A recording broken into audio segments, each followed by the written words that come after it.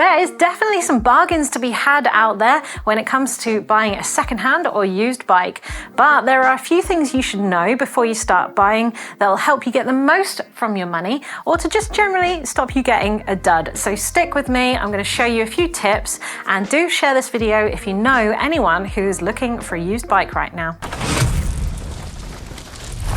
Sometimes it is clear from the ad that this is a mountain bike you might want to avoid. If they can't list the spec in the description or even tell you the model name of the bike in the title, then it might suggest that there's something dodgy afoot.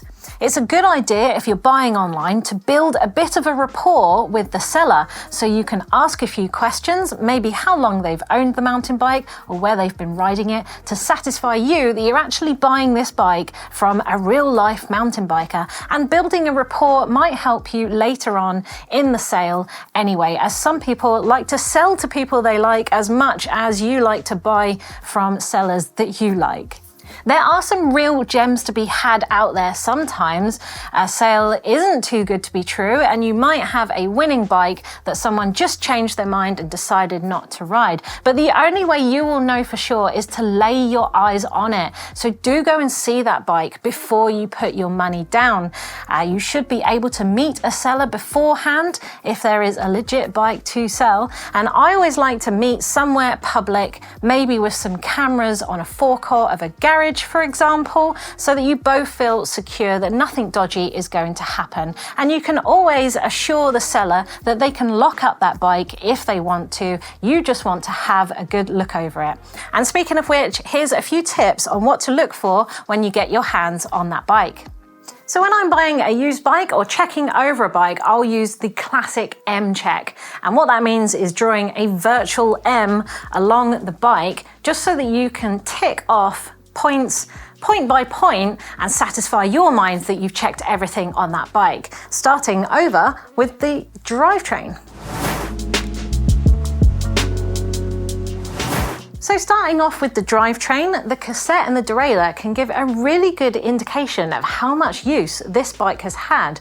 Now, I appreciate it's often difficult to examine the cassette for wear, but what you're looking for is really long ovalized grooves between the teeth. And this cassette here you can see has been anodized black, and if that was severely worn, then I would expect to see that black being removed. If that cassette is worn, although it may be affordable to you to replace, chances are the entire drivetrain is going to need replacing, and that means the chain ring, and possibly the jockey wheels on your derailleur.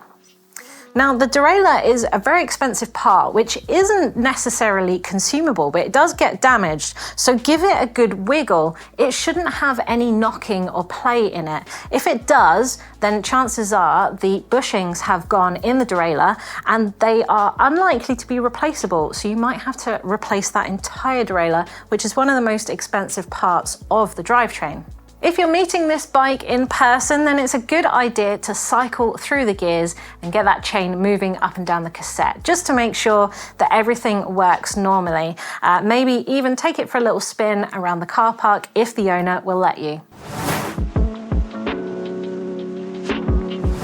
While you're at the back end, don't forget to check the whole back wheel. So you'll be looking at the rim, maybe running your finger all the way around, checking for any dents if it's aluminium, checking for any cracks if they are carbon. So if you have a dent in the alloy rim, then it's up to you whether you want to go for a bike with that in there, but do ask the owner whether it's still keeping tubeless or not. And while you're examining the rim, do check over the tyre as well. Make sure there's no splits in the sidewall. Make sure that that tyre is still holding tubeless if you're buying a tubeless tired bike. And also check the tread pattern, because if it is starting to look bald or some of the sipes look like they're opening up or missing, then the bike has probably had a bit of a rough life. And if you wanted to replace those tyres, you're probably looking at a couple of hundred straight away before you've even ridden it.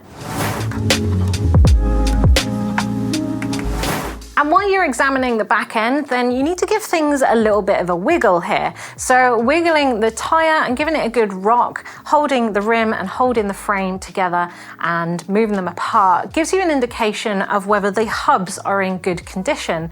If that wheel is wiggling or knocking, then chances are you need those hubs serviced. If not, the bearings might actually need replacing. The same can be done for a rear suspension bike. You might want to check the linkage bearings by holding onto the frame and holding onto the rear seat stays and giving them a good wiggle to see if those knock, because if they do, then chances are you need new bearings in those linkages as well.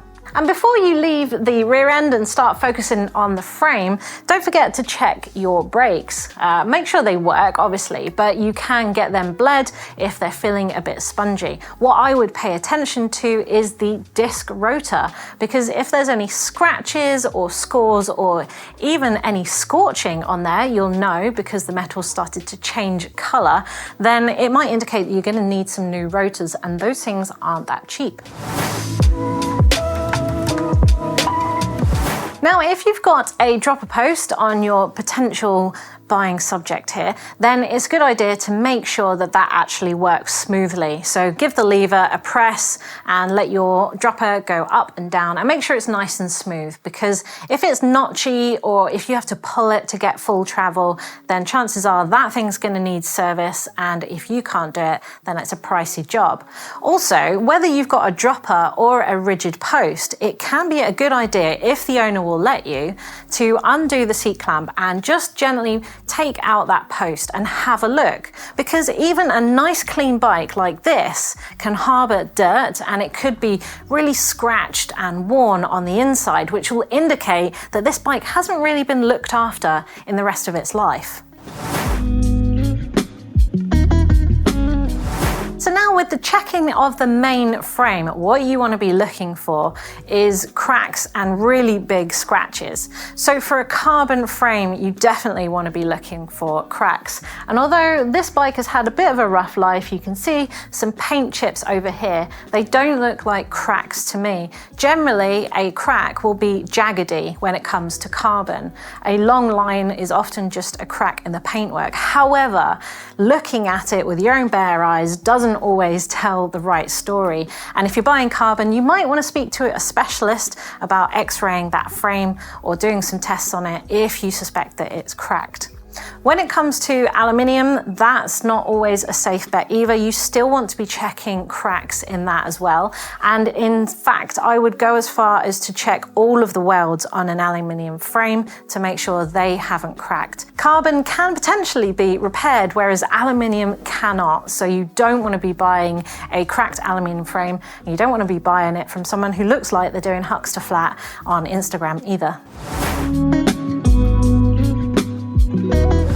Now, when you're inspecting the suspension or just the forks on your hardtail, I wouldn't be that put off by scratches in the lowers, for example, but I definitely would be thinking twice if there are scratches on the stanchions. So all the bits that move here inside the lowers, or even the shaft on the rear air can. Now, you don't want any scratches here because they will be holes that will pull water and dirt into your fork and could damage it. In fact, that might have even happened with the previous owner anyway. Also, do inspect the seals around the rear air can or around the lowers on your forks, because if these look damaged, they will do the same thing. Now, if you're not an expert in suspension, it may be hard to know whether these are in good working order or not, but generally go with your gut. They should feel smooth, they shouldn't feel notchy, they shouldn't be knocking or making any overly loud noises. However, if you do end up with a dud set of suspension on your bike, then do be sure to go to a suspension specialist, as they can always bring these things back to new life. And while we're over the front, then obviously do the same checks on your front wheel as you did in the back. Check the tire, check the rim, and do check that rotor disc. Otherwise, it's up to your cockpit to finish. And do check the handlebars, particularly if they're carbon. You don't want any big scratches in those, because that is one thing you do not want to fatigue and fail when you're riding. And generally seeing if there's any big scratches or gouges anywhere in the front end, particularly on the shifters or the brakes, can indicate that that bike has had a really big crash in the past. Brakes are a matter of safety, so do give them a good checking over.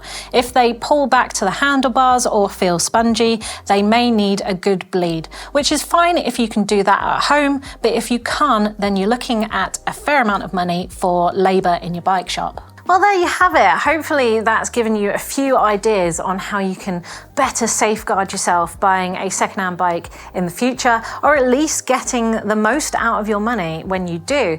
But if I've missed any big tips, if there's anything that you always do when you buy a secondhand bike, let me know down in the comments below and help out that future GMBN community with their buying purchases.